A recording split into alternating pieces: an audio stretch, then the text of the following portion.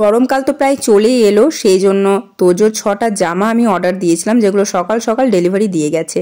তো এখন তো তোজোকে অনেকটাই গরম লাগছে। আমি আগে থেকে এই জিনিসগুলো অর্ডার দিয়েছিলাম। তো 6টা জামার কালার কিন্তু খুবই সুন্দর, আমার তো খুবই পছন্দ হয়েছে। এই যে তোজো, তোমার এতগুলো জামা হয়ে গেল গরম না আসতে আসতেই। আমার জামা কোথায়? কোথায় আমার জামা? তোজোকে প্রত্যেকদিন স্নান করিয়ে খাওয়াতে যাই, তখনই ও ঘুমিয়ে যায়। কিন্তু আজকে ওর কি হয়েছে কি জানি, খেলা করছিল, কোনো মতেই ঘুমাচ্ছিল না। সেই জন্য মা আর কি ওকে দোল খাওয়াচ্ছিল। আমি বললাম যে নতুন জামাগুলো এসেছে সেগুলো আর কি ডেটলে আমি কেচে মিলে দেবো আর কি রোদে। আমি না যখনই নতুন কোনো জিনিস আনি সেগুলো কিন্তু আমি ডেটলে কেচে নিই। এটা কিন্তু সমস্ত মায়েদেরই করা দরকার, কারণ বাইরে থেকে আমরা যে জিনিসগুলো কিনে আনি সেগুলো হ্যাঁ নতুন জামা কাপড় তো বটেই, কেচে দিলে একটু তো খারাপ হবেই, কিন্তু সেই টেনশন না করে না কেচে দেওয়াটাই বেটার। কারণ ধুলো ময়লা থাকে, জীবাণু থাকে আর কি। তোজো যখন ইনফেকশন হয়েছিল তখন থেকে কিন্তু আমি সতর্কতা বোধ বজায় রেখেই চলি আর কি। নতুন জামা হোক আর যাই হোক, খারাপ হলে হবে, কিন্তু জীবাণুটাকে হাঁটানো দরকার, ঠিক আছে। হ্যাঁ জানি ময়লা তো একটু একটু হবেই, যে বাইরে মিললাম হাওয়া দেবে, ধুলোগুলো একটু উড়ে বসবে, কিন্তু তাও ডেটল জলে চুবিয়ে নেওয়াটা কিন্তু আমার ভালো মনে হয়। তো যার ভালো লাগবে অবশ্যই আর কি করো, এটা ভালো। তো এই যে দেখো আমি ওই জামাগুলো পরপর আর কি উঠানেই মিলে দিচ্ছি, কারণ মা তো এখন আমাদেরকে খেতে দেবে, একটু ব্যস্ত আছে। তো আমি তো ছাদ যেতে এখন পারবো না, সেই জন্য আর কি নিচেই মিলে দিচ্ছি। আর তোমাদেরকে একটা কথা বলি, আজকের এই ব্লগটা না 3 দিনকার ব্লগ, তোমরা একটু অ্যাডজাস্ট করে নিও। আমি কিন্তু অল্প অল্প করে করেছি, ঠিক আছে। সকালে আর সেভাবে কোনো ভিডিও করিনি, এখন অনেকটাই আমি ব্যস্ত থাকি তোজোকে নিয়ে, আর আমারও একটু শরীরটা খারাপ আছে, যার জন্য আমি ব্লগগুলো কন্টিনিউ করতে পারি না প্রত্যেক দিন। সেই জন্য আর কি কিছু কিছু করে করেছি, সেই ক্লিপগুলো জয়েন করে তোমাদের সাথে শেয়ার করছি। তো এই দেখো সন্ধেবেলা এসেছিল দাদু তোজোকে দেখতে, তো একটু কোলে নিয়েছিল, দাদুর কোলে না হিসু করে দিয়েছিল। তো ব্যাস তারপরের দিন এই যে সকালে আমি দেখো কাশি সিরাপ খাচ্ছি, একটা কফ সিরাপ। আমার তো প্রচণ্ড পরিমাণে কাশি হচ্ছিল, তোজোর কাছে আছি, বুঝতে পারছো কাশলে হবে না, ওরও ঠান্ডা লেগে যাবে।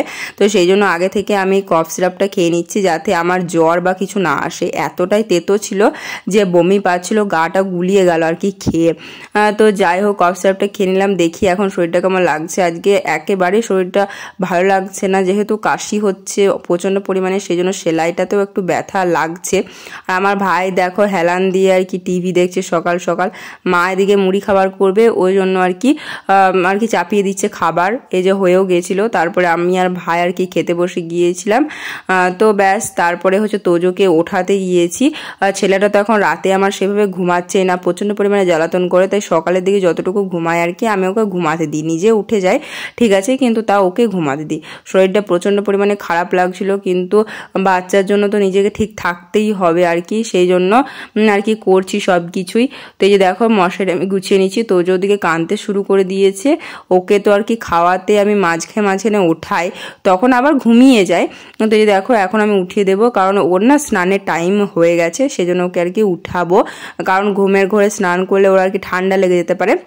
তো সেই জন্য এই দেখো আমি ওই জিনিসপত্রগুলো গুছিয়ে নিচ্ছি। আর তোজোকে না আমি সকালবেলাতে হট করে উঠিয়ে দিই না, ওর সাথে কথা বলি, খেলি, তারপরে আর কি ওঠাই ওকে। ওর জামা কাপড়গুলো সব নোংরা হয়ে পড়েছিল, তারপরে হচ্ছে কাপড়গুলো অগোছালো হয়ে পড়েছিল, তো সবই আর কি ঠিকঠাক করে নিচ্ছিলাম। কালকেও তো আমার শরীরটা খুবই খারাপ লাগছিল, সেই জন্য কিছুই করতে পারিনি। তাই আজকে ভাবলাম যদি না গোছাই তাহলে রুমটা একদম বিচ্ছিরি টাইপের লাগবে, তো সেই জন্য আমি আর কি সব কিছু ভালোভাবে গুছিয়ে নিচ্ছি। তারপর তোজো দেখতে পাচ্ছ ক্যামেরা দিকে তাকাচ্ছে, তো এই দেখো আমি আদর করে নিচ্ছি ওকে। তারপরে ঘুম থেকে ওকে উঠিয়ে নিয়েছে, এই দেখো আমার পুচকু সোনাটা ঘুম থেকে উঠে গেছে। তারপরে হচ্ছে আমি কাজলে একটা টিপ পরিয়ে দেবো। অনেকে আমাকে বলছো নজর টিকা লাগাতে, কি জানো তো আমি কপালে ওকে টিকা লাগিয়ে ডাক্তারের কাছে নিয়ে গেছিলাম, ডাক্তার আমাকে বললো যে এগুলো এখন দিবে না, তো সেই জন্যই আমি এখন দিচ্ছি না। তোমরা ভিডিওতে দেখতেই পাচ্ছ যে আমি কাজলের টিপ্পাটা দিচ্ছি না। অনেকেই বলছো নজর টিকা দাও, কি আর করবো বলো, ডক্টর আর কি বারণ করেছে। কাজলের টিপ পড়েছে তোজো আর লাগিয়েছে আমাকে, দেখতেই পাচ্ছ। ওর ডাইপারটা খোলা বিলুম, জাস্ট ডাইপারটা খুলেছি আর শুশু করে দিয়েছে, ঠিক আছে। তো হচ্ছে কালকে ডক্টরের কাছে যাবো চেকআপের জন্য, তো নাম লেখালাম। আগের বারে এই ভুলটার জন্য আমি সপ্তাহে যে চেকআপটা করাই সেটা আমার একবার মিস চলে গেছে আর কি, এই ভুলটার জন্য। আমি যতবার ফোন করি ততবারই বলবে যে পরের দিন সকালে ফোন করবে, তো আমি ওই মিস্টেকটা ভেবেছিলাম যে পরের দিনই নামটা লেখাবো, আসলে তা না, নামটা আজকে মানে শনিবার লেখাতে হয়, রবিবার সকালে ফোন করে কনফার্ম হতে হয়। তো সেই ভুল ধারণাটা ভেবেছিলাম যে রবিবারেই লেখায় আর কি, তো এটা দেখানো হয়নি। তো আজকে নামটা লেখালাম। এটা হচ্ছে পরের দিন সকালবেলা, মানে রবিবার, ডাক্তার দেখাতে যাব, সেই জন্য সকাল থেকে উঠে তাড়াতাড়ি যা করা করে নিয়েছি আর নিজেও রেডি হয়ে নিয়েছি। তোজোকে রেডি করে আর কি কোলে নিয়ে নিয়েছি। আর এই ওড়নাটা সাথে করে নিচ্ছি কারণ বুঝতেই পারছো যাদের ছোট বাচ্চা আছে তারা এই জিনিসটা ফিল করবে। বাইরে নিয়ে গেলে তাদের তো ধরো খিদে পাবেই, এবার শাড়ি পরে গেলে তো সেটা আলাদা ব্যাপার, কিন্তু যদি চুড়িদার পরে যায় তাহলে অনেকটাই প্রবলেম হয় ব্রেস্ট ফিডিং করাতে। তো আমি শাড়ি তো পরেছি, কিন্তু ওকে আর কি ঢাকা দেওয়ার জন্য এটাই নিয়ে যাচ্ছি, কারণ এটা বলতে কোনো লজ্জা নেই। দেখো বাইরে যখন ব্রেস্ট ফিডিং করাই তখন আর কি একটা ওড়না দিয়ে বা কিছু আড়াল করেই কিন্তু সব থেকে ভালো লাগে, নিজেরও একটা কমফোর্টেবল ফিল হয়। সকল মায়েরাই আর কি আমার অসুবিধাটা বুঝবে আর কি, এটা বলতে কিছু লজ্জা নেই, কারণ এটা সকলেরই প্রবলেম হয়, কিন্তু বাচ্চাকে তো আর খিদেতে রাখা যাবে না, ওকে ব্রেস্ট ফিডিং করাতেই হবে। তো একটা ওড়না নিয়ে নিয়েছি সেই জন্য। এই দেখো এখন বসে আছি সোফাতে। তোজো তো ঘুমিয়ে গেছে, খেয়ে টোটো আসবে আর কি, টোটো করেই যাব। তো সেই জন্য আমি বসে আছি। আমার সাথে আমার ভাই যাচ্ছে, আমার কাকিমার এখন একটু প্রবলেম আছে আর বাবার একটা কাজ আছে। তো আমাদের পাড়ারই একটা কাকু আর কি টোটো চালায়, তাকেই বলেছে, সে হচ্ছে আমার বাবার বয়সী, অনেকটাই দায়িত্ব নিয়ে সব কিছু কাজ করে। তো আমি তো এবার একা যাচ্ছি, মানে ভাই যাচ্ছে আমার সাথে, কিন্তু বড় মানুষ তো সেভাবে কেউ যাচ্ছে না, সেই জন্য আমাদের পাড়ায় যে টোটো চালায় তাকেই আর কি বলেছে, সে আমাদের কাকুর মতনই, তো সে দায়িত্ব নিয়ে সব কিছুই রাখবে আর কি, সেই জন্যই আর কি তাকেই বলা হয়েছে এবারে। তো এই দেখো আমরা বেরিয়ে পড়েছি, আমি যাচ্ছি, ভাই যাচ্ছে।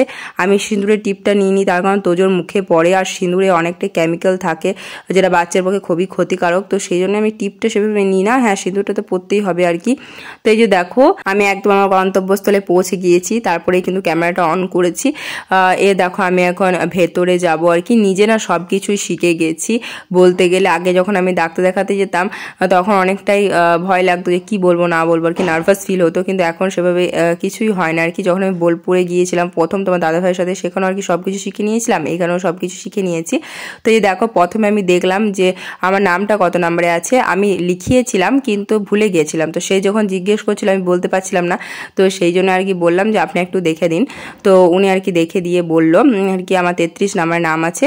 তো এই দেখো এখন আমি তোজোকে ওজন করাতে যাব, এটা কিন্তু প্রত্যেকবারই করাতে হয়।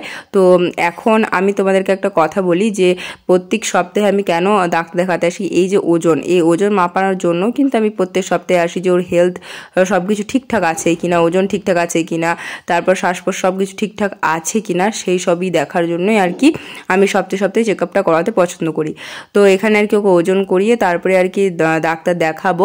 আর তোমাদেরকে একটা কথা বলি, অনেকে আমাকে বাচ্চার ব্যাপারে অনেক কিছু জিজ্ঞেস করো, তোজোর ব্যাপারে অনেক কিছু জিজ্ঞেস করো। তোমরা যদি একটা বেবি কেয়ারের ভিডিও দেখতে চাইছো যে আমি সকাল থেকে রাত অবধি কী করি, আমাকে অবশ্যই কমেন্টে এসে জানাবে যে তোমরা বেবি কেয়ারের একটা ভিডিও দেখতে চাইছো, তাহলে আমি কিন্তু সকাল থেকে সন্ধ্যে অবধি যা যা করি সমস্তটাই তোমাদের সাথে শেয়ার করব। তো আমাদের ওখানে ওজন করানো হয়ে গেছিলো, কিন্তু আমার নামটা যে 33 নম্বরে অনেকটাই দূরে, তো সেই জন্য আমাকে ওয়েট করতে বলা হয়েছিল। তো আরও অনেকে আছে তারা দেখাচ্ছিলো, এই যে আমি যাবো, পেছনে দেখো যে দিদিরা বসে আছে, আমার পরে তার নাম আছে। তো একজন গিয়েছে ভেতরে, ভাইকে বললাম আগে যেভাবে ভিডিও করেছিলি সেভাবে ভিডিও করবি, কারণ ফ্রেন্ডসদেরকে তো দেখাতে হবে। তো এই যে দেখো আমি চলে গেছি ভেতরে, আরেকজন দেখাচ্ছে, তোমরা দেখতেই পাচ্ছ। তো ওনার দেখানো হয়ে গেছে, তো এবার দেখো আমি দেখাতে বসবো। তো ডাক্তারের একটা বিশেষ কি গুণ আছে জানো তো, সব কিছু নিখুঁতভাবে দেখে, যতবার যায় ততবারই দেখবে যে বাচ্চা সব কিছু ঠিকঠাক আছে কিনা। মানে বাচ্চাকে শুইয়ে ফার্স্টে ওর চোখে টর্চ লাইট মেরে দেখবে যে ওর চোখ মানে তাকানো ঠিকঠাক আছে কিনা, তারপরে কানে শুনতে পাচ্ছে কিনা, সব কিছু ঠিকঠাক আছে কিনা, মাথার যে গোল আকৃতি সেইটা মাপবে, তারপর লম্বা সেই সমস্ত মাপবে, শ্বাস প্রশ্বাস সব কিছু আর কি খুবই ভালোভাবে দেখে, যার জন্য আমার এই ডক্টরকে দেখাতে মানে খুবই ভালো লাগে আর কি। তো সেই দেখো দেখাচ্ছে টর্চটা আর কি। তো এই সমস্তই দেখছিল আর জিজ্ঞেস করছিল কি হয়েছে না হয়েছে। তো তোজোর একটু ঠান্ডা লেগেছিল, যার জন্য আমি চেক আপ করাতে নিয়ে গেছিলাম। ঠান্ডা লেগে কাশি হচ্ছিল ওর, তো সেটাই আর কি বলছিলাম। তো বললো যে না কোনো কিছুই নেই, সব কিছু ঠিক আছে। আগে যে একটা ঘর ঘর শব্দ হতো, তো সেটাই আর কি এখন হচ্ছে, ও এখন কাশতে শিখেছে। তো ভেতরে যে কপটা, যে ময়লাটা জন্মগত, সেটা আর কি ও বের করতে পারছে এখন। তো সেটাই আর কি বললো, ওই জন্য আর কি করছে। তো আমি এখন দেখছি ঘরটা একটু কমই হচ্ছে। তো আমি ওষুধ কাউন্টারে গিয়েছিলাম, ওষুধ নিয়ে এই যে এখন টোটোতে চাপবো বলে বেরিয়েছি। বাচ্চা নিয়ে রাস্তায় তো জোরে দৌড়াতে পারবো না, সেই জন্য আস্তে আস্তে যেতে হবে, যার জন্য একটু দাঁড়িয়েই আমি যাই আর কি।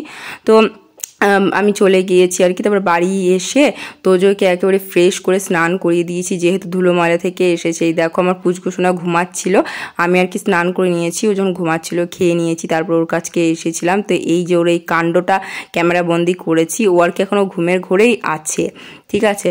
তো দেখো কত সুন্দর মিষ্টি মিষ্টি ভঙ্গি করছিল, ভাবলাম তোমাদের সাথে শেয়ার করব। আরও বাবাকেও আর কি প্রত্যেক দিন আমি ভিডিও দিই, তো সেই জন্য করে নিয়েছি। তার মাঝখানে দেখো কান্না স্টার্ট হয়ে গেছে, কি আর বলি বলো তো। ব্যাস তারপরে তো আমি আর ভিডিও অন করিনি, একেবারে করেছিলাম রাতে একটা চ্যালেঞ্জ ভিডিও করেছিলাম আমার সেকেন্ড চ্যানেলের জন্য। তো যে পানিশমেন্টটা আমরা রেখেছিলাম সেটা একটা খারাপই পানিশমেন্ট ছিল, একটা ব্ল্যাক প্যান দিয়ে মুখে আর কি দাগা হয়েছিল আমার, তো সেটা আর কি ফেস ওয়াশ দিয়ে আমি ঘোচাচ্ছিলাম, লোডে যাচ্ছিলই না। তো বন্ধুরা বলবে যে এই ভিডিওটা তোমাদের কেমন লাগলো, আর তোমাদের সাথে দেখা হবে নেক্সট ভিডিও। তোমরা সবাই ভালো থেকো, টাটা।